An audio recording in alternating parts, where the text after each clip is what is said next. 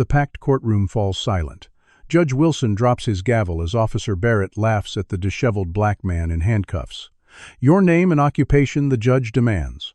"Raymond Washington, Deputy Director, FBI Internal Affairs Division," he replies, calmly displaying his badge. Absolute silence follows. Before we dive into this incredible story of justice and courage, let me know where you are watching from in the comments below. If you believe in standing up against injustice, hit that like button right now and subscribe to witness more powerful stories of people fighting against discrimination. What would you do if you were in Raymond Washington's shoes? Let me take you back to the beginning of this remarkable story that shook an entire police department to its core. Raymond Washington, 48, is a respected FBI Deputy Director of Internal Affairs with 22 years of service. Born in Clarksdale, Mississippi to sharecropper parents, he fought against all odds to graduate from Howard University and rise through bureau ranks. Divorced with a 19-year-old daughter attending college in Boston, Raymond rarely visits his hometown due to painful memories of discrimination. His current assignment involves investigating police misconduct cases nationwide with a focus on departments with patterns of racial bias. After completing a high-profile case in Atlanta, he decides to drive to Clarksdale to visit his elderly mother before she undergoes serious heart surgery. During this emotional visit, they reminisce about his father's struggles against local police harassment that eventually contributed to his early death. His mother shares recent community concerns about the Oakwood County Sheriff's Department's targeting of black motorists. Raymond promises to look into it unofficially. Before leaving town, he visits his father's grave and reconnects with childhood friend Marcus Williams, now a local minister fighting for community rights who provides troubling accounts of police misconduct. Raymond documents these stories, planning to review them later, never suspecting he'll soon experience this injustice firsthand. The painful history of Clarksdale had always left a bitter taste in Raymond's mouth. Growing up, he had witnessed his father, Joseph Washington, a dignified man who worked from sunrise to sunset, being repeatedly harassed by local officers. They would pull him over for suspicious driving or follow him home after late shifts at the factory. One night when Raymond was just 12, his father came home with bruises across his face after being resisted arrest for questioning why he was being detained. That incident changed something in young Raymond's soul. He promised himself he would find a way to fight this injustice from within the system. His mother, Eleanor Washington, now 74, and facing major heart valve replacement surgery, had been his rock through those difficult years. When he arrived at her modest single-story home on Magnolia Street, she embraced him with tears in her eyes. "My boy, look at you. FBI big shot coming home to see his old mama." Despite her attempt at lightness, Raymond could see the worry in her eyes, not just about her upcoming surgery, but about the community she loved. Over sweet tea on the porch, she confided, "Things haven't changed much, Ray. Pastor Williams keeps count. 17 black drivers stopped last month on Oakwood Road alone. Not a single white driver. Young Jamal Turner's boy got roughed up last week and they planted something in his car. The families broke from bail money." Raymond felt his professional instincts awakening as he took notes in his small leather notebook. "Who's running the department now?" he asked. "Sheriff Robert Haynes." "Smooth talker. Worse than the last one." "Got Judge Wilson and the DA in his pocket, too." Raymond nodded, recognizing the familiar pattern of systemic corruption. His visit to his father's grave at Riverside Cemetery was solemn and private. He placed fresh flowers and whispered, "I'm trying to fix it, Dad. I really am." Later at New Hope Baptist Church, Minister Marcus Williams greeted him with a warm embrace. Raymond Washington, the pride of Clarksdale. They spoke for hours in Marcus's office, where a wall map displayed colored pins showing traffic stops and arrests overwhelmingly clustered in black neighborhoods. "They've got a system," Ray Marcus explained. "Target out of state. Black drivers especially. They're less likely to come back to fight charges. Money from bail forfeitures and seized assets goes right back to department funding and bonuses." Raymond carefully recorded everything, planning to flag it for the regional FBI office to investigate. "I'll help any way I can, Marcus, but officially I need to stay at arm's length due to my position." As they parted, Marcus squeezed his shoulder. "Just you being here gives folks hope, brother."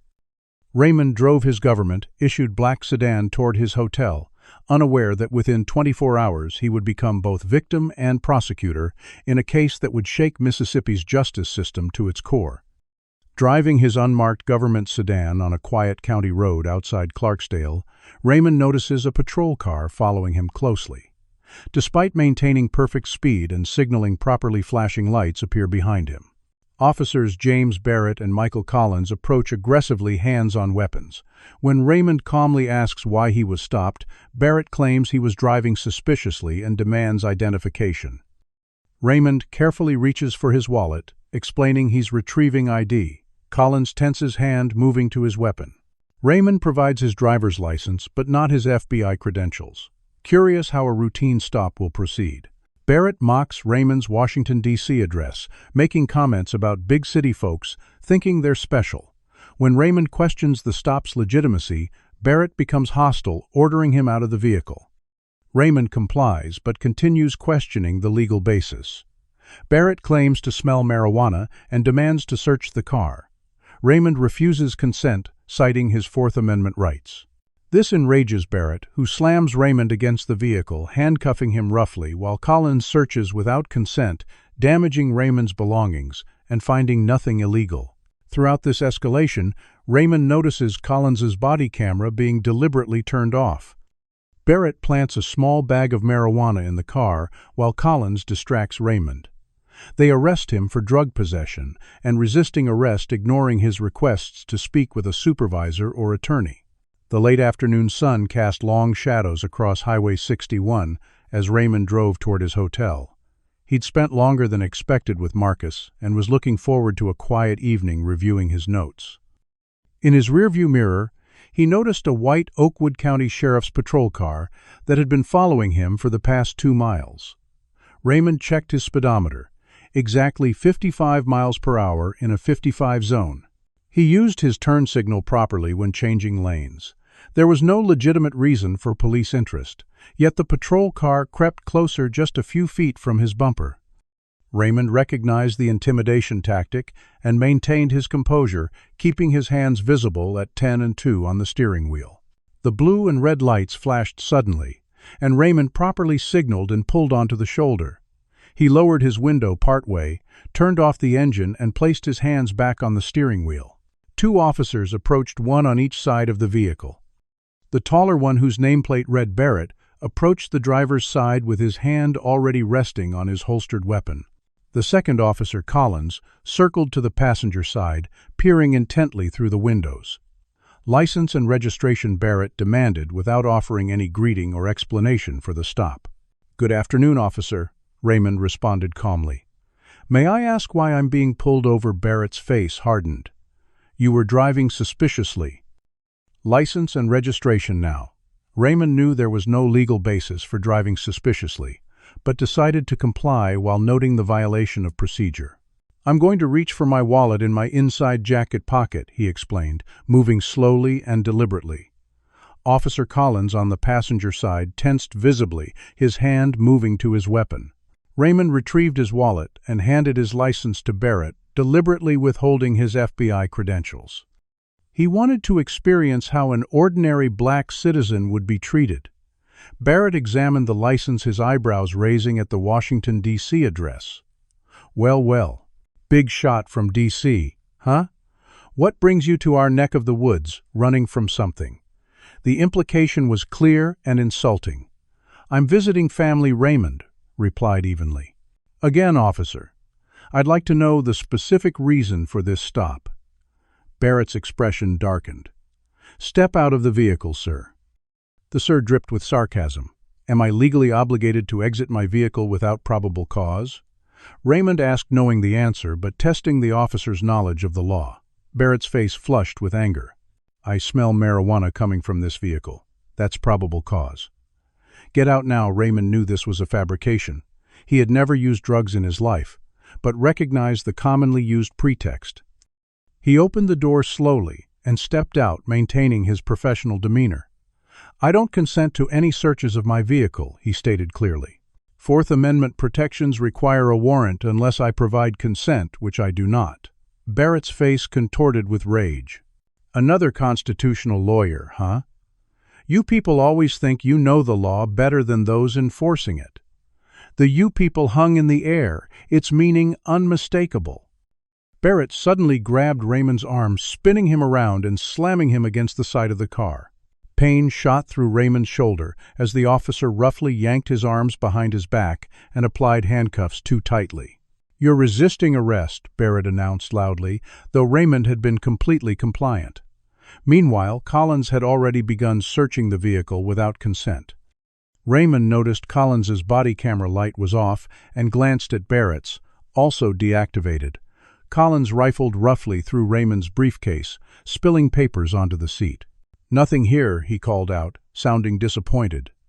Barrett kept Raymond pinned against the car. "Keep looking," he ordered. Raymond observed through the side mirror as Barrett signaled to Collins, who moved to block Raymond's view. Barrett quickly removed something from his pocket and leaned into the car. When he emerged, his expression had changed to satisfaction. Well, what do we have here?" Barrett held up a small plastic bag containing what appeared to be marijuana. "Looks like we've got possession charges, too." Raymond kept his face neutral, despite his shock at witnessing such blatant evidence planting. "That's not mine," he stated calmly. "You just placed that in my vehicle, while Officer Collins blocked my view. I'd like to speak to a supervisor immediately, and I'm invoking my right to an attorney." Barrett laughed, exchanging glances with Collins. "Always the same story with you drug dealers. Save it for the judge. He loves hearing excuses from your kind." Raymond was placed in the back of the patrol car, the officers deliberately ignoring his requests for a supervisor and legal representation. As they drove toward the county jail, Raymond began mentally documenting every violation of protocol and civil rights, never imagining the extent of corruption he was about to uncover in his childhood hometown. At the Oakwood County Sheriff's Department, Raymond experiences systematic humiliation. The booking officer, Sergeant Travis Wilson, uses racial slurs while fingerprinting him. Raymond's requests to make a phone call are repeatedly delayed. He notices other black detainees receiving similar treatment, while white detainees move through processing quickly. In the holding cell, Raymond meets 3 other black men. Jamal, a college student, arrested for fitting a description. Darnell, detained for questioning an officer during a traffic stop. And William, an elderly man, arrested for loitering outside his own home. They share stories of harassment by Barrett and other officers, revealing a pattern of misconduct targeting black residents. Raymond discreetly gathers information without revealing his identity, building mental notes on department procedures and personnel. Meanwhile, Sheriff Robert Haynes reviews Raymond's case file, noticing his Washington, D.C. address and professional demeanor. Something feels off, but Barrett insists Raymond is just another troublemaker with a chip on his shoulder. Haynes instructs Barrett to run a background check, but Barrett performs only a superficial search, missing Raymond's FBI credentials. Instead of appearing concerned, Haynes seems pleased about the high bail amount that will be set for an outsider, mentioning connections with Judge Wilson, who will ensure Raymond stays locked up through the weekend. Raymond overhears officers discussing other cases where evidence was planted, including mentions of a department-wide practice of targeting out-of-state black drivers who are less likely to return for court dates, allowing the cases by department to collect bail and civil asset forfeitures. The fluorescent lights of the booking area buzzed overhead as Raymond was marched through the metal detector and into processing. The clock on the wall read 8:15 p.m., 3 hours since his unlawful traffic stop. "Got another one for you," Wilson Barrett announced, shoving Raymond forward. "DC boy with an attitude and some weed." Sergeant Travis Wilson, a heavy-set man with a crew cut, looked up from his computer with immediate disdain. "Stand against the wall for your photo," he barked at Raymond. As Raymond complied, he observed the processing area. 2 white men were being booked by a female officer, the process moving quickly and professionally. Meanwhile, a young black man had been waiting in handcuffs for what appeared to be a significant time given his repeated requests to use the bathroom. Wilson approached Raymond with the fingerprinting equipment. "Spread your fingers," he commanded roughly, grabbing Raymond's hand. You boys from D.C. think you're something special, coming down here spreading your drugs and attitude." Raymond remained silent, carefully observing Wilson's name tag and badge number, mentally recording each procedural violation and inappropriate comment. "I'd like to make my phone call," Raymond stated calmly after the fingerprinting was complete. Wilson laughed. "You'll get it when I decide you get it. Got a bunch of your homies to process first." The racial coding was obvious and deliberate. Raymond was placed in a holding cell, already containing 3 other black men, while the white detainees were processed and moved elsewhere. An hour passed before Raymond approached the cell bars. "Excuse me, officer," he called to a passing deputy. "Federal law requires that I be allowed a phone call within a reasonable time after booking." The deputy ignored him completely. One of Raymond's cellmates, a young man in his early 20s, shook his head. "They don't care about rules here, man. I've been waiting 6 hours." Raymond introduced himself using only his first name and learned the young man was Jamal Turner, the son of a family friend his mother had mentioned. "What are you in for?" Raymond asked. Jamal's story confirmed the pattern: stopped for fitting a description, searched without consent, and arrested when he questioned the legality. Officer Barrett Raymond asked. Jamal nodded. "Him and Collins. They run this whole sector. Everybody knows to avoid Oakwood Road if you're black, especially with out-of-state plates." The older man in the cell, who introduced himself as William, had been arrested for loitering, while retrieving mail from his own front yard. The third man, Darnell, was a truck driver passing through who had questioned why he was being pulled over. Resisting arrest, they claimed, though the dashboard camera would show he simply asked for the reason for the stop. Raymond carefully gathered their stories, asking detailed questions that his cellmates attributed to his apparent education level rather than his law enforcement background. As night fell, Raymond observed the shift change and overheard conversations between officers in the corridor. Sheriff Robert Haynes, a tall man with silver hair and an air of absolute authority, stopped to speak with Barrett near the holding cell. "This the D.C. guy?" he asked, reviewing Raymond's paperwork. Barrett nodded. "Just another troublemaker, but this one talks like a lawyer." Haynes studied the paperwork with a frown. "Run a background check. Something doesn't add up with this one." Barrett shrugged. "Already did. Nothing special. Just some government worker with an attitude." Raymond realized Barrett had conducted only the most superficial check, failing to access his federal records. "Set his bail high," Haynes instructed. "Judge Wilson owes me a favor. We'll keep him over the weekend, teach him some Mississippi hospitality." They walked away laughing, but not before Haynes added, "These out-of-staters are good for the budget. They never come back to fight it, so we keep the bail and anything in their vehicles." Raymond's suspicions were confirmed an hour later when 2 night shift officers discussed quotas near the cell. "Captain wants 5 more seizures this month to meet the budget," one complained.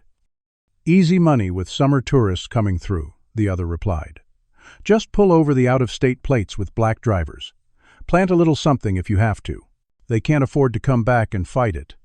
Raymond committed every word to memory, recognizing he was witnessing a systematic operation of racial profiling, evidence planting, and asset seizure. What he couldn't yet know was how high the corruption reached and how deeply entrenched it was in Oakwood County's power structure.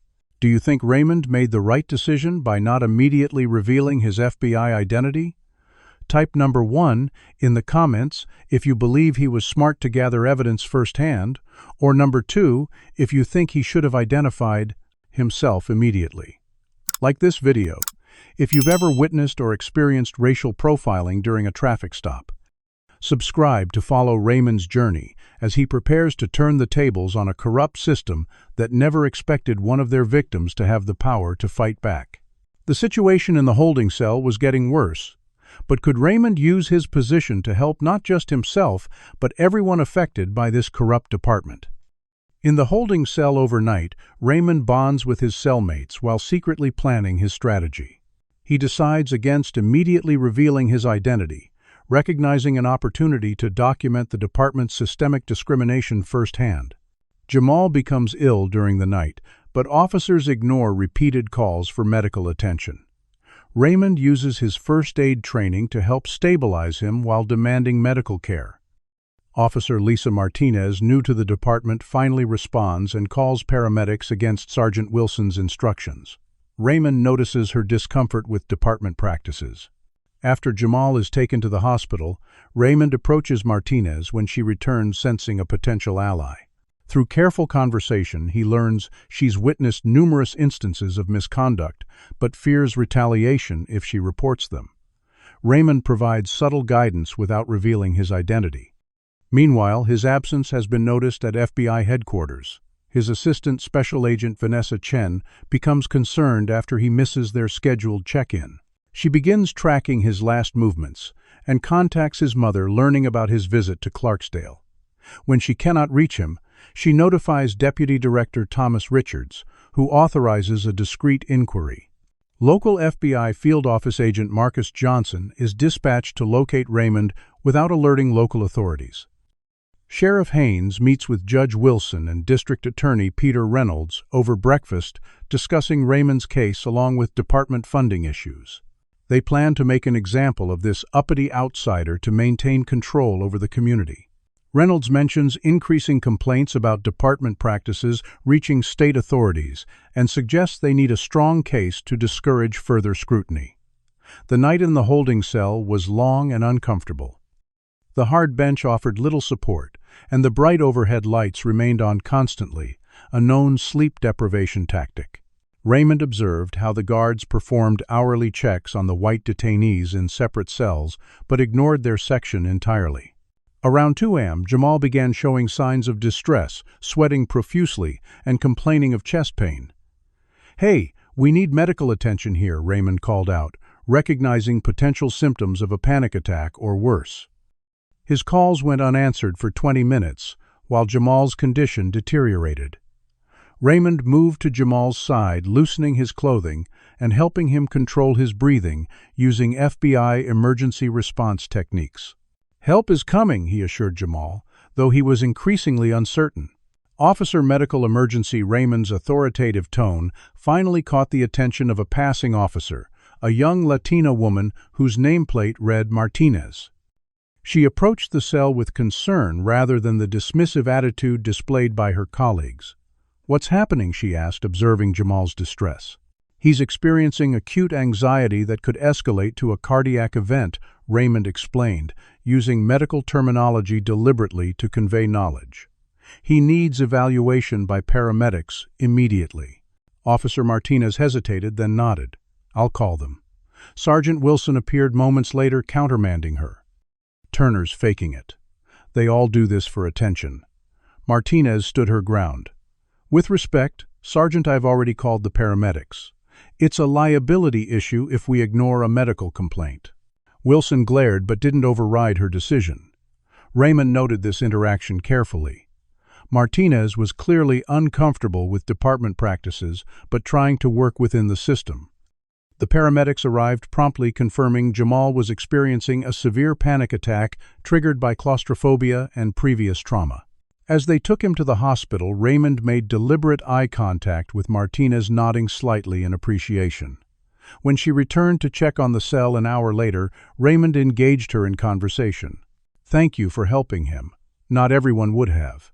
Martinez glanced around to ensure no other officers were within earshot. "I'm just doing my job the way it should be done." Her emphasis wasn't lost on Raymond. "Must be difficult when others don't share that commitment," he ventured carefully. Martinez hesitated before responding. "I've only been here 8 months. It's not what I expected when I joined law enforcement." Through careful questioning that appeared as casual conversation, Raymond learned Martinez had documented numerous instances of misconduct, but feared retaliation if she reported them. "The system protects itself," she explained, unaware she was speaking to someone who had the power to change that system. "Have you considered federal channels?" Raymond suggested, maintaining his cover while planting the seed. "The FBI Civil Rights Division handles police misconduct cases." Martinez looked thoughtful before being called away by another officer. Meanwhile, at FBI headquarters in Washington, D.C., Raymond's absence had been noted. Special Agent Vanessa Chen, Raymond's executive assistant, grew concerned when he missed their scheduled 6 p.m. check-in. Raymond was meticulous about protocol, especially during field operations. By morning, she had tracked his last known movements to Clarksdale and contacted his mother, learning about his visit but not his arrest. When repeated calls to his secure mobile went straight to voicemail, Chen escalated the matter to Deputy Director Thomas Richards. Raymond wouldn't go dark without notification, she insisted. Something's wrong. Richards, knowing Raymond's investigation history had created powerful enemies, authorized a discreet inquiry. Send Agent Johnson from the Jackson field office to locate him, but keep it quiet. No local law enforcement contact until we know what's happening. Across town, at Oakwood's most exclusive country club, Sheriff Haynes was meeting with Judge Wilson and District Attorney Peter Reynolds for their regular breakfast meeting, an opportunity to align their approach to cases out of public aces. View. Got an interesting one for your court tomorrow. Harold Haynes told the judge between bites of steak and eggs. Some hotshot from Washington, D.C. caught with drugs. Government type, but not diplomatic. Judge Wilson smiled. Out of toner, perfect. High bail, Haynes nodded. Thinking 50,000. He won't have local resources to post it. D.A. Reynolds tapped his coffee cup thoughtfully. Make sure the case is solid, Robert. We've had too many complaints reaching state level lately. The Justice Department is looking for any excuse to investigate departments like ours. Haynes waved dismissively. Barrett knows the drill. Evidence will be rock solid. What none of them realized was that their perfect example case was about to become their worst nightmare. A nightmare with federal authority and first-hand experience of their corrupt system. In his cell, Raymond continued gathering evidence, knowing Monday's court appearance would be his opportunity to turn the tables. He just needed to ensure his documentation was complete and unassailable before revealing his true identity. After 2 nights in jail, Raymond appears in court Monday morning, still in custody and wearing an orange jumpsuit. The courtroom is unusually full due to Minister Williams mobilizing community members after learning of Raymond's arrest. Barrett and Collins appear confident, laughing and joking before proceedings begin. Judge Wilson enters immediately, setting a hostile tone toward defendants. As Raymond's case is called, Barrett presents fabricated evidence, claiming Raymond was combative and found with drugs. Raymond represents himself, calmly questioning Barrett about missing body camera footage and inconsistencies in the arrest report. Barrett becomes agitated as Raymond displays legal knowledge. Judge Wilson attempts to silence Raymond's questioning, rushing toward judgment. Agent Johnson slips into the courtroom, recognizing Raymond, but following his subtle signal to remain anonymous. D.A. Reynolds, sensing something unusual about Raymond's demeanor and legal expertise, attempts to expedite proceedings. When Judge Wilson asks Raymond about his profession to assess bail, the moment from the hook arrives. Raymond reveals his complete identity, producing his FBI credentials that were overlooked during booking. The courtroom erupts in shock. Barrett and Collins pale visibly. Judge Wilson bangs his gavel, repeatedly demanding order. Raymond formally announces he is opening an official investigation into the Oakwood County Sheriff's Department based on evidence of systematic civil rights violations he's personally witnessed and experienced. Sheriff Haynes rushes into the courtroom, having just discovered Raymond's true identity through a more thorough background check. Agent Johnson steps forward, confirming Raymond's identity and authority. The community members present begin recording the scene on phones as Raymond officially takes control of the situation. Monday morning arrived with the harsh fluorescent lights of the cell block flickering on at 5:30 a.m. Raymond had barely slept, but his mind was sharply focused on the day ahead. The deputies distributed orange jumpsuits to the detainees scheduled for court appearances. Raymond noted that the white detainees received newer, properly sized garments, while he and other black defendants were given worn, ill-fitting options, another small but telling detail of systemic discrimination. Court was scheduled for 9 a.m., but black detainees were assembled at 7, forced to sit in holding cells at the courthouse for hours before proceedings. Through the small window in the transport van, Raymond spotted a gathering crowd outside the courthouse, unusual for a routine Monday docket. He recognized Minister Williams among them and realized news of his arrest had spread through the community. Barrett and Collins arrived at the courthouse separately from the transport van, dressed in pressed uniforms with polished badges. They were laughing together near the prosecutor's table. Barrett mimicking someone, begging, clearly mocking a defendant. Judge Harold Wilson entered precisely at 9 a.m., his black robe billowing as he took the bench. His first actions set the tone, denying a public defender's request for a continuance and setting excessive bail for a young black woman charged with a minor shoplifting offense. He moved through the docket with obvious bias, offering white defendants payment plans and reduced charges while imposing maximum penalties on black defendants. When Raymond's case was called, he stood calmly, hands folded before him. Barrett approached the evidence table, presenting the planted marijuana bag with theatrical formality. Your Honor, on Saturday evening, Officers Barrett and Collins observed the defendant driving erratically on Highway 61. Upon initiating a traffic stop, they detected the strong odor of marijuana. A search revealed this bag of cannabis approximately 28 grams. Additionally, the defendant became combative, during arrest necessitating forceful restraint. Judge Wilson barely glanced at the evidence before addressing Raymond. How do you plead to the charges of possession and resisting arrest? Before entering a plea, Your Honor, I'd like to question the arresting officer about several inconsistencies, Raymond responded with professional courtesy. D.A. Reynolds immediately objected. Your Honor, the defendant has no legal training. This is inappropriate. Judge Wilson nodded, but Raymond continued. Actually, I do have relevant training, Your Honor, and I'm entitled to question my accusers under the Sixth Amendment. The judge paused visibly, annoyed, but aware of the unusually full gallery watching proceedings. Keep it brief, he conceded reluctantly. Raymond turned to Barrett. Officer Barrett, can you explain why your body camera was deactivated during our encounter in violation of department policy requiring activation during all traffic stops? Barrett shifted uncomfortably. Technical malfunction.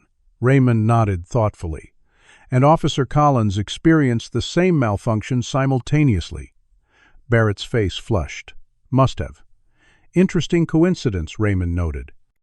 And can you explain why the dispatch record shows you reporting a traffic stop for erratic driving at 6:47 p.m., but your arrest report states you detected marijuana odor at 6:30 p.m., 17 minutes before you reportedly stopped my vehicle?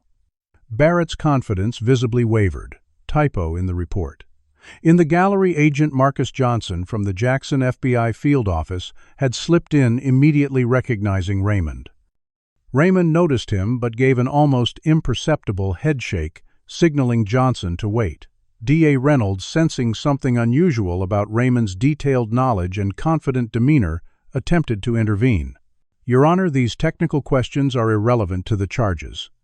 We request an immediate ruling. Judge Wilson seemed eager to comply. I've heard enough. Regarding bail, what is your employment status, Mr. Washington? Raymond stood perfectly straight, his voice clear and authoritative. Raymond Washington, Deputy Director, Federal Bureau of Investigation, Internal Affairs Division. He reached into the breast pocket of his jumpsuit, where Officer Martinez had secretly returned his credentials earlier that morning, and held up his FBI badge and identification. The courtroom erupted. Barrett and Collins froze their faces, draining of color. Judge Wilson's gavel banged repeatedly as he shouted for order. In the momentary chaos, Sheriff Haynes burst through the courtroom doors, a paper in his hand and panic on his face. He had just received the results of a proper background check. Your Honor, there's been a mistake, he began, but Raymond was already addressing the court. As of this moment, I am officially opening a federal investigation into systematic civil rights violations, evidence tampering, and corruption within the Oakwood County Sheriff's Department, the District Attorney's Office, and this court.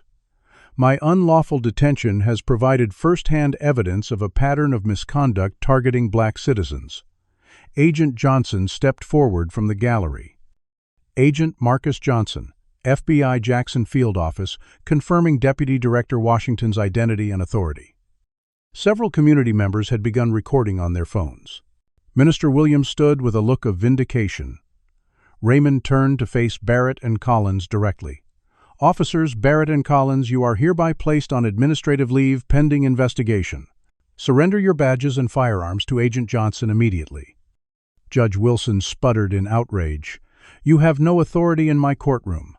Raymond's response was measured, but firm. With respect, Your Honor, federal authority supersedes local jurisdiction in civil rights investigations. My documentation of events will be submitted to the Department of Justice Civil Rights Division today. I suggest you contact your attorney. In that moment, the power dynamic of Oakwood County shifted dramatically. The system that had operated with impunity for decades suddenly faced its reckoning from the most unexpected source, a man they had mistaken for just another victim. The courthouse becomes a scene of controlled chaos. Judge Wilson hurriedly dismisses all charges against Raymond and attempts to clear the courtroom, but Raymond calmly asserts federal authority. FBI agents from the field office arrive securing the courthouse and sheriff's department. Raymond changes into a suit brought by Agent Johnson and conducts initial interviews with his former cellmates in the judge's chambers. News crews gather outside as word spreads. Sheriff Haynes attempts to manage the situation, claiming a misunderstanding and offering Raymond a private meeting to resolve matters quietly. Raymond declines, insisting all proceedings be properly documented. Barrett and Collins are detained for questioning while their homes and personal devices are searched under federal warrants. Officer Martinez approaches Raymond offering comprehensive evidence of misconduct she's secretly documented over months, including recordings of Barrett bragging about planting evidence. Raymond's mother arrives with Minister Williams emotional but proud, seeing her son taking action against the injustices her husband faced. Raymond organizes a community meeting for that evening at Williams Church, inviting residents to share experiences with the department. Deputy Director Richards arrives from Washington with a team of investigators who begin seizing department records and digital evidence. Judge Wilson and D.A. Reynolds frantically consult attorneys as their communications are subpoenaed. Local politicians distance themselves from the department while claiming ignorance of misconduct. The state governor calls Raymond concerned about political fallout. Raymond discovers the department has been operating a lucrative scheme targeting black motorists, particularly out-of-state visitors for minor infractions, then escalating to searches and planted evidence leading to bail, forfeitures and civil asset seizures, funding the department and enriching officials through complex financial arrangements. The next hour transformed the Oakwood County Courthouse from a site of routine injustice to the epicenter of a federal investigation.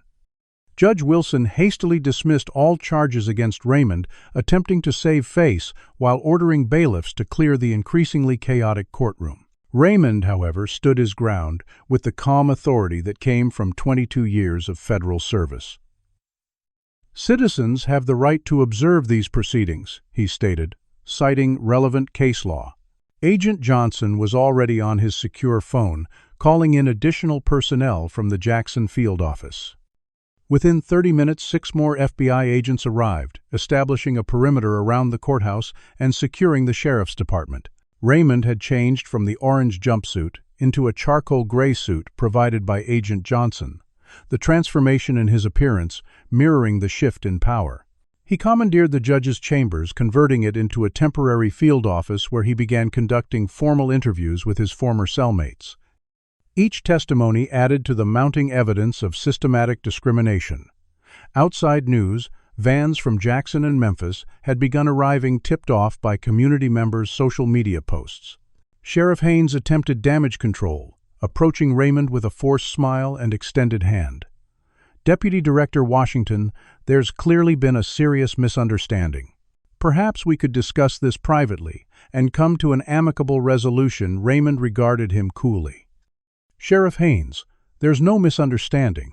I spent 48 hours experiencing your department's standard operating procedures firsthand. All discussions will be on record with legal representation present. Haynes's affable facade cracked. You're making a mistake. We have friends in Washington, too. The thinly veiled threat only strengthened Raymond's resolve. Meanwhile, agents executed search warrants at Barrett and Collins's homes, seizing phones, computers, and financial records. Both officers were detained for questioning their shocked expressions, suggesting they'd never imagined being on the receiving end of the justice system they'd abused. Officer Martinez approached Raymond privately, her expression a mix of anxiety and determination. "Deputy Director 1 have something you should see." She handed him a flash drive. "I've been documenting everything for months. Illegal searches, evidence planting racist comments. There's audio of Barrett bragging about how they target black drivers from out of state because they can't afford to return for court dates." Raymond nodded appreciatively. "You've taken a significant risk, Officer Martinez." She straightened her shoulders. "My father taught me that a badge means protecting people, not preying on them." The courthouse doors opened to reveal Eleanor Washington, Raymond's mother, supported by Minister Williams.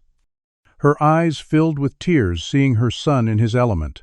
Not a victim, but a force for change. "Joseph would be so proud," she whispered, referring to Raymond's father. Raymond embraced her gently. "This is for him and for everyone who couldn't fight back." Working with Minister Williams, Raymond organized a community meeting for 7 p.m. at New Hope Baptist Church. "We need testimonials from everyone who's experienced these practices," he explained. Pattern and practice violations require comprehensive documentation. By late afternoon, Deputy Director Richards had arrived from Washington with a team of specialized investigators.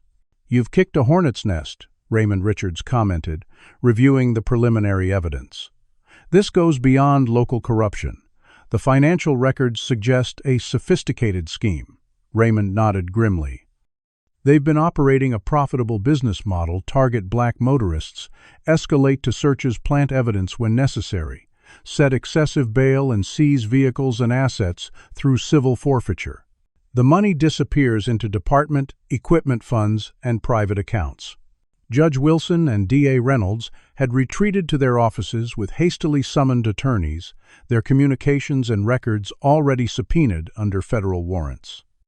Local politicians began issuing statements distancing themselves from the department while claiming ignorance of any wrongdoing. The governor's office called Raymond directly the political concern evident in the aide's voice. "The governor wants to assure you of his full cooperation, Deputy Director Washington." He had no knowledge of these alleged activities. By evening, Raymond had uncovered the financial architecture of the scheme. Department records revealed a pattern of seized assets being liquidated through questionable auctions, with proceeds diverted through a labyrinth of accounts. Properties purchased with these funds were linked to holding companies owned by relatives of Sheriff Haynes, Judge Wilson, and other county officials. The systematic targeting of black motorists, particularly those from out of state, had generated millions in revenue over the past 5 years alone. As Raymond prepared for the community meeting, the magnitude of what he'd uncovered weighed heavily on him. This wasn't just about a traffic stop or even about him. It was about dismantling a modern system of exploitation that echoed the worst abuses of the past. Have you ever witnessed a moment when someone in power suddenly faced accountability for their actions? Type number 1 in the comments if you believe systems only change when insiders expose corruption, or number 2 if you think external pressure works better. Like this video if you believe in the importance of documenting injustice, and subscribe to see how Raymond's investigation uncovers the full extent of corruption in Oakwood County.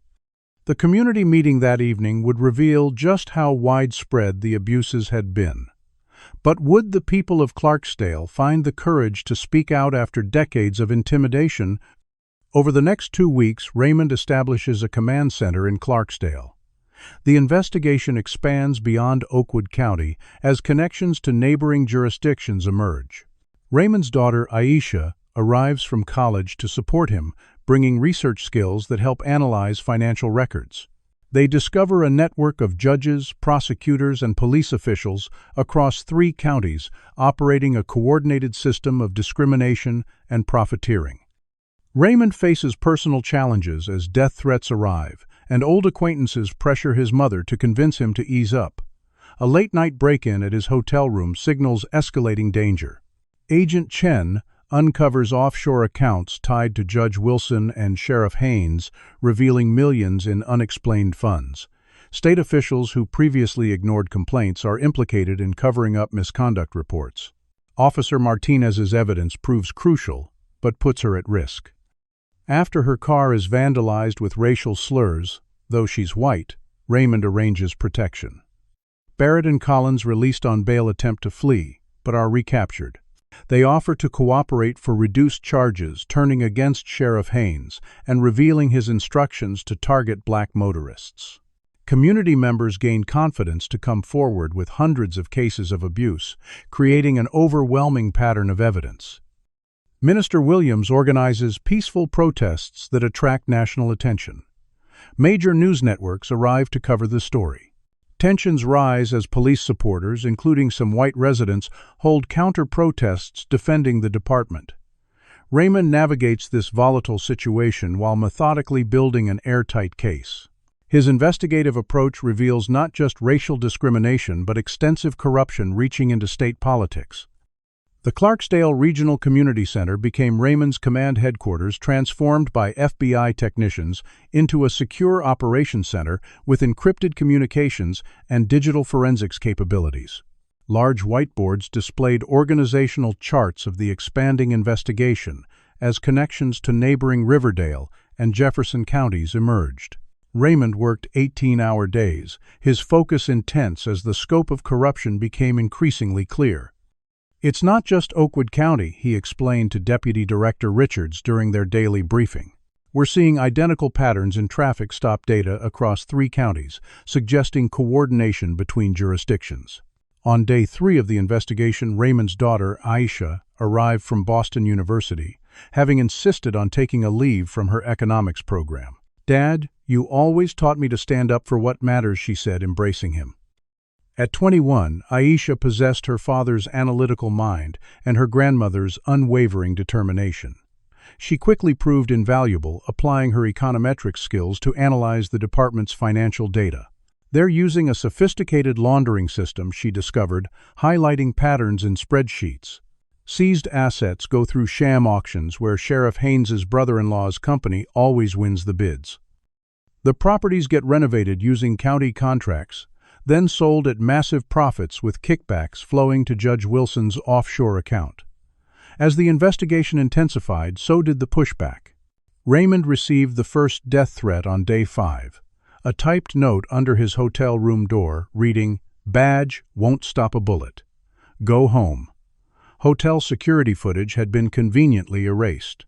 More concerning were the subtle pressures on his mother. Former family friends visited Eleanor Washington, suggesting she persuade her son to ease up before someone gets hurt. Raymond arranged for her to stay with relatives in Memphis under FBI protection. On the 7th night, Raymond returned to his hotel room to find it ransacked, his personal notes missing, though the secured FBI evidence remained in the hotel safe. The local police responded but showed little interest in investigating. "Probably just kids," the responding officer suggested, despite the selective nature of the theft. Special Agent Vanessa Chen arrived from Washington the next day, bringing specialized forensic accounting expertise. Her investigation into financial records uncovered accounts in the Cayman Islands and Singapore linked to Judge Wilson and Sheriff Haynes. "There's over $4 million unaccounted for," she reported. Transfers coincide perfectly with major asset seizures by the department. More disturbing were the connections Chen discovered to state officials. The State Attorney General's office received at least 12 formal complaints about Oakwood County in the past 3 years. All were dismissed without investigation by Deputy A.G. Lawrence Phillips. Phone records revealed Phillips had frequent contact with Sheriff Haynes, followed by deposits to his daughter's college fund account. Officer Lisa Martinez's evidence proved crucial, but placed her in danger. Her recordings included Barrett explicitly stating, "Department policy sheriff says, focus on the black ones, especially out-of-state plates. They can't afford to come back and fight it, so we keep the cash and cars." 3 days after providing this evidence, Martinez found her car vandalized, spray-painted with racial slurs despite her being white. A message from department loyalists that she was considered a race traitor. Raymond immediately placed her under federal protection and arranged her temporary reassignment to the U.S. Marshals Service. Barrett and Collins, initially released on bail, attempted to flee the state on day 10 of the investigation. They were apprehended at the Memphis airport with one-way tickets to Cancun.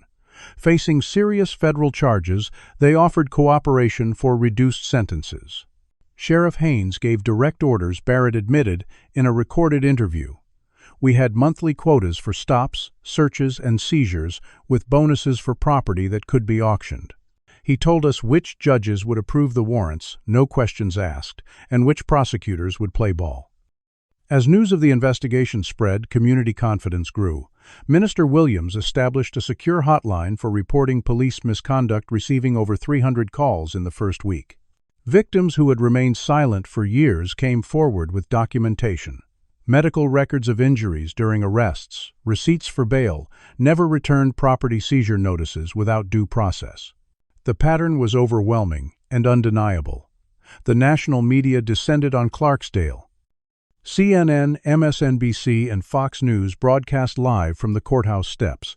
The racial dynamics of the small Mississippi town were laid bare, as peaceful protests organized by Williams drew hundreds of black residents and allies, while counter-protesters, predominantly white, defended the department with signs reading "Back the Blue" and "Outsiders, Go Home." Raymond navigated this volatile atmosphere with strategic precision, ensuring perfect procedural compliance while building an airtight case. This isn't just about racial discrimination, though that's central, he explained to his investigative team. It's about a criminal enterprise operating under color of law, using badges and gavels to systematically exploit vulnerable citizens. As the second week of investigation concluded, Raymond had mapped out a criminal network extending beyond law enforcement to county commissioners, state regulators, and private businesses that profited from the scheme. What had begun as an investigation into a single traffic stop had exposed decades of entrenched corruption, with financial tendrils reaching surprisingly far into Mississippi's power structure. The question now was whether even federal authority would be sufficient against such deeply entrenched interests that had already proven willing to use intimidation and violence to protect their profitable system. As the investigation enters its third week, powerful forces mobilize against Raymond. State political figures and wealthy donors pressure the FBI director to recall Raymond, claiming he's inflaming racial tensions. Corporate interests with private prison contracts in the region deploy lobbyists to Washington. Raymond's former supervisor warns him about political maneuvers to undermine the investigation. Judge Wilson suffers a convenient health crisis, delaying his testimony. Sheriff Haynes holds a press conference, portraying himself as a victim of federal overreach and Raymond as an outsider with a vendetta. Local media owned by implicated interests shift narrative against the investigation. Raymond faces internal FBI pressure to focus narrowly on Barrett and Collins rather than systemic issues. Deputy Director Richards warns Raymond his promotion to director is now jeopardized. Raymond remains undeterred, working with Department of Justice Civil Rights Division to expand the investigation's scope. He organizes a task force, including trusted agents, Officer Martinez, community representatives, and legal experts, to document the region's history of discrimination. Aisha discovers historical connections between current practices and post-Reconstruction policies designed to control black mobility and labor.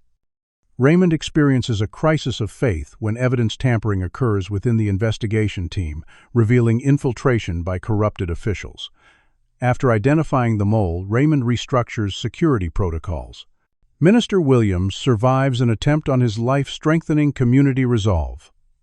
A breakthrough comes when a retired officer provides decades of records documenting departmental quotas for arrests of black motorists.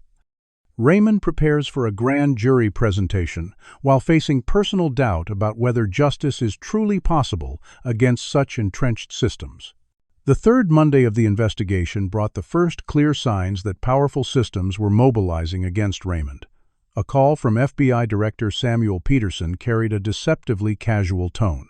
"Raymond, you're doing important work down there, but I'm concerned about approach. We're getting calls from Governor Whitfield and senators claiming you're inflaming racial tensions in an already volatile region." Raymond recognized the political pressure play immediately. "With respect, Director, we're following standard civil rights investigation protocols. The evidence of systemic discrimination is overwhelming." Peterson sighed audibly.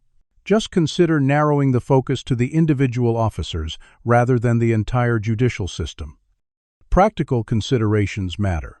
Minutes after this call, Raymond received information from a contact in Washington that Sentinel Prison Corporation, which operated 3 private facilities in Mississippi, had deployed 6 lobbyists to key congressional committees. Their quarterly earnings depended heavily on maintaining high incarceration rates in counties, including Oakwood. Raymond's former supervisor and mentor, Assistant Director James Franklin, called with a more direct warning. "Ray, they're working to undermine you from multiple angles." The Bureau's Appropriations Committee chair received a visit from major Mississippi donors yesterday. They're painting you as a renegade agent with a personal agenda against rural law enforcement. The local counteroffensive began simultaneously. Judge Wilson was suddenly hospitalized with a stress-induced cardiac event that his doctors suggested might prevent him from testifying for an indefinite period. Sheriff Haynes held a press conference on the courthouse, his expression solemn, as he portrayed himself as a dedicated public servant being persecuted. Deputy Director Washington returned to his hometown carrying big city biases and a determination to find racism where none exists. "Our department serves all citizens equally under difficult conditions and limited resources."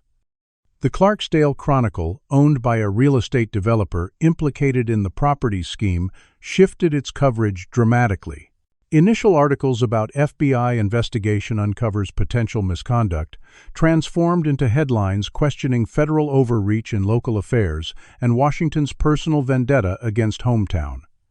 Even within the investigation, Raymond faced growing pressure. Deputy Director Richards delivered the message during their morning briefing. "The director wants us to focus on prosecutable cases against Barrett and Collins. The systemic issues and financial crimes would be handed off to white-collar divisions later." Richards lowered his voice. "Ray, I should mention, you were front-runner for the director position when Peterson retires next year. That's likely off the table if you push this as far as you're planning." Raymond absorbed this news silently before responding. "Thomas I watched my father broken by this same system. If sacrificing a promotion is the cost of actual justice, it's not even a difficult choice." Recognizing the need for additional support, Raymond reached out to the Department of Justice Civil Rights Division, securing the assignment of Assistant Attorney General Sophia Washington, no relation to the case. Her expertise in pattern and practice investigations strengthened their legal approach. Raymond expanded his task force, creating specialized teams focused on different aspects of the investigation. Officer Martinez worked with Agent Chen on internal department documentation, Minister Williams coordinated community testimony collection, and Aisha partnered with legal historians from the Southern Poverty Law Center to establish historical context. "What we're seeing didn't begin recently," Aisha explained during a task force briefing displaying historical documents. After Reconstruction, Mississippi enacted laws specifically designed to restrict black mobility, vagrancy statutes that criminalized unemployment but only enforced against black citizens. The current traffic stop patterns are modern adaptations of these same control mechanisms.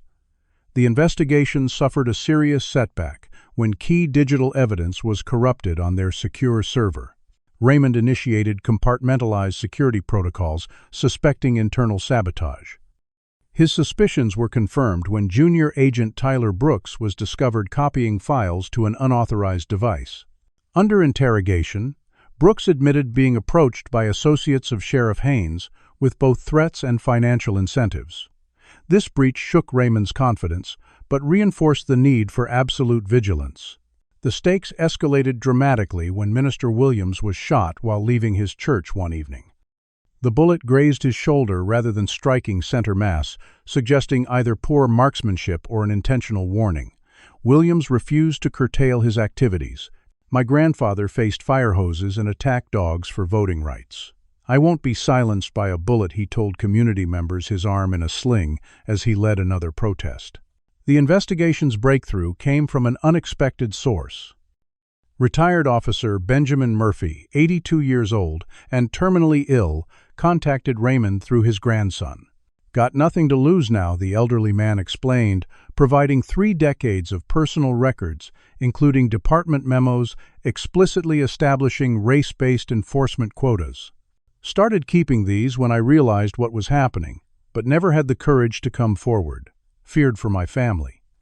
Murphy's meticulous documentation included handwritten notes from meetings where Sheriff Haynes's predecessor instructed officers to focus on our dark-skinned friends and find something if you have to. As Raymond prepared for grand jury proceedings, he faced his own moment of doubt. Sitting alone in his hotel room after another 18-hour day, he called his mother. "Did Dad ever regret fighting the system? Did he ever think it wasn't worth the cost?" Eleanor's voice carried decades of wisdom. "Your father told me once that justice isn't about winning, Raymond. It's about standing up even when winning seems impossible. The standing up itself matters." Raymond contemplated these words as he finalized the grand jury strategy. The systems arrayed against him were powerful, entrenched, and accustomed to operating without challenge. Whether those systems could truly be held accountable remained an open question, but Raymond was determined to force that accountability regardless of personal cost. 6 months later, Raymond testifies before Congress about police reform using Oakwood County as a case study in systemic discrimination. The investigation has resulted in 37 indictments across multiple agencies and jurisdictions, including Sheriff Haynes, Judge Wilson, and DA Reynolds. Barrett and Collins have accepted plea deals in exchange for comprehensive testimony. Officer Martinez has been promoted to interim sheriff with a mandate to rebuild the department with community oversight. Raymond has established a permanent FBI task force focused on law enforcement accountability with field offices nationwide investigating similar patterns. His experience has transformed FBI training protocols to include first-hand understanding of discrimination. Raymond's mother recovers from successful heart surgery, witnessing changes she never thought possible in her lifetime. Aisha changes her career path from business to civil rights law, inspired by her father's work. The community has implemented a civilian review board with actual authority over department policies. Though significant progress has been made, Raymond acknowledges the ongoing nature of the struggle during his congressional testimony. Not all cases resulted in convictions, and some officials escaped serious consequences through political connections. However, the financial incentives for discrimination have been dismantled through new federal regulations. Raymond reflects on his father's legacy as he accepts appointment as the new FBI director committed to institutional transformation. In the rebuilt Oakwood County Sheriff's Department, new officers undergo rigorous civil rights training led by community members including Jamal and Darnell from Raymond's holding cell. The final scene shows Raymond visiting his father's grave, sharing news of changes that seemed impossible before, while acknowledging how much work remains in the ongoing struggle for justice. The systematic targeting of African American citizens by law enforcement in Oakwood County, Mississippi, represents a fundamental breach of constitutional protections and basic human dignity. Raymond Washington testified, his voice steady as he addressed the House Judiciary Committee 6 months after his fateful traffic stop. What began as an investigation into a single incident revealed a decades-long pattern of discrimination, financial exploitation, and corruption reaching into multiple levels of government. The committee chamber was packed, national news cameras broadcasting his testimony live. Raymond detailed the investigation's findings with clinical precision: 37 indictments across 3 counties, including Sheriff Haynes, Judge Wilson, DA Reynolds, and state officials who had enabled the system. The financial investigation had traced over $12 million in misappropriated funds from civil asset forfeitures and excessive bail. Barrett and Collins had accepted plea agreements, providing comprehensive testimony about departmental practices in exchange for reduced sentences. Their detailed accounts of receiving direct orders to target black motorists and fabricate evidence had proven devastating to the defense of higher-ranking officials. Beyond the criminal cases, Raymond continued, we've implemented structural reforms to address the underlying conditions that permitted these abuses. Officer Lisa Martinez had been appointed interim sheriff with a mandate to rebuild the department from the ground up. Her first actions included implementing body camera protocols with civilian oversight and establishing hiring practices focused on recruiting officers from within the community. The most significant structural change was the creation of a permanent FBI task force specifically focused on law enforcement accountability. Operation Sentinel now had dedicated personnel in 12 field offices nationwide, investigating similar patterns of discrimination and establishing early intervention systems. Perhaps most importantly, Raymond emphasized the FBI has transformed its own training protocols based on this experience. All new agents now participate in an immersion program where they experience the justice system from the perspective of those most vulnerable to its abuses.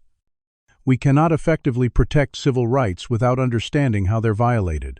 In Clarksdale, Raymond's mother Eleanor had recovered from successful heart surgery and now led community meetings on police oversight. "In my 74 years, I never thought I'd see officers treat us with respect," she told Raymond during his monthly visits. "Your father would be so proud." Aisha had permanently changed her career trajectory, transferring from business economics to pre-law with a focus on civil rights. "The systems won't change themselves, Dad," she explained. "We need people inside who understand how they really work." The Oakwood County community had implemented one of the nation's strongest civilian review boards, with actual authority over departmental policies and disciplinary decisions. Minister Williams, fully recovered from his gunshot wound, chaired this board while continuing his advocacy. During his congressional testimony, Raymond acknowledged the limitations of their success. Not all cases resulted in convictions. Several officials escaped serious consequences through political connections and procedural maneuvers. The struggle for equal justice remains ongoing and requires constant vigilance. However, the financial incentives for discrimination had been effectively dismantled. New federal regulations now prohibited departments from keeping proceeds from civil asset forfeitures, instead directing such funds to community development and victim compensation. Traffic fine revenue could no longer be used for department budgets or officer compensation. These reforms remove the profit motive from policing, Raymond explained to the committee. Law enforcement should be funded through transparent public processes, not by treating citizens as revenue sources. The most unexpected outcome had been Raymond's own career path. Following Director Peterson's early retirement amid controversy over his handling of civil rights investigations, Raymond had been nominated and confirmed as the new FBI director, the first black man to hold the position. His acceptance speech focused on institutional transformation. "Our legitimacy depends entirely on equal application of the law. We cannot and will not tolerate separate systems of justice based on race, wealth, or connection." In the rebuilt Oakwood County Sheriff's Department, new officer training now included sessions led by community members who had experienced the previous system firsthand. Jamal and Darnell Raymond's former cellmates regularly shared their experiences with recruits, putting human faces to the consequences of discriminatory policing. On the one-year anniversary of his arrest, Raymond visited his father's grave at Riverside Cemetery. The autumn leaves rustled around the simple headstone as Raymond knelt to place fresh flowers. "We made some real changes, Dad," he said quietly. "Not everything we hoped for, but more than seemed possible. The system didn't break easily, and parts of it are still standing. But for the first time, people here believe change is possible because they've seen it happen." As he stood to leave, Raymond noticed a young black family watching a police officer help a motorist change a flat tire nearby. The parents weren't tense, the officer wasn't suspicious. It was a simple human interaction without the weight of history and fear that had defined such encounters for generations. Small changes, Raymond reflected, but meaningful ones. The work would continue tomorrow and for many tomorrows after. Justice wasn't a destination, but a direction, one his father had pointed him toward long ago on these same Mississippi roads. Have you ever witnessed a moment when real change seemed possible, after years of thinking nothing would ever improve? If this story moved, you please like and subscribe to support more content that explores issues of justice, accountability, and transformation. Comment below, sharing one change you'd like to see in our justice system. Your voice matters in these important conversations. Share this video with someone who needs to understand these issues from a different perspective. Thank you for joining me for this powerful, true story of how one man's dignity and determination helped transform a broken system, reminding us all that justice requires both courage and persistence, even when the odds seem overwhelming. Raymond Washington's journey teaches us that systemic injustice thrives in silence. When those with power target vulnerable communities, they depend on victims lacking resources to fight back. True change requires someone with both first-hand experience of injustice and the authority to challenge it. Raymond's decision to observe the system before revealing his identity allowed him to document abuses that might otherwise be dismissed as isolated incidents. His story demonstrates that accountability must extend beyond individual bad apples to address the institutional structures that enable discrimination. The financial incentives behind racist policing practices show how discrimination becomes entrenched when it's profitable. By removing these incentives, Raymond addressed root causes rather than symptoms. His transformation of FBI training to include the perspective of those most vulnerable to abuse represents a profound shift in institutional thinking. Perhaps most importantly, this story reminds us that justice is not achieved through a single victory, but through persistent effort and vigilance. Raymond's reflection at his father's grave acknowledges both progress made and work remaining. The small changes, an ordinary interaction between police and citizens without fear, represent the beginning of healing in a community long divided by systemic racism. Have you ever witnessed injustice but felt powerless to stop it? Raymond's story shows that systems can change when brave individuals stand up even against overwhelming odds. What would you do if you were in Raymond's position? Would you have revealed your identity immediately or gathered evidence first? Drop your thoughts in the comments below. I'd love to know what part of this story resonated most with you. If you believe in the importance of accountability and equal justice, please hit that like button to help more people discover this powerful story. Subscribe to our channel for more true stories of courage and transformation that aren't taught in history books. Share this video with someone who needs to understand how discrimination operates systemically. Sometimes the most powerful way to change minds is through stories.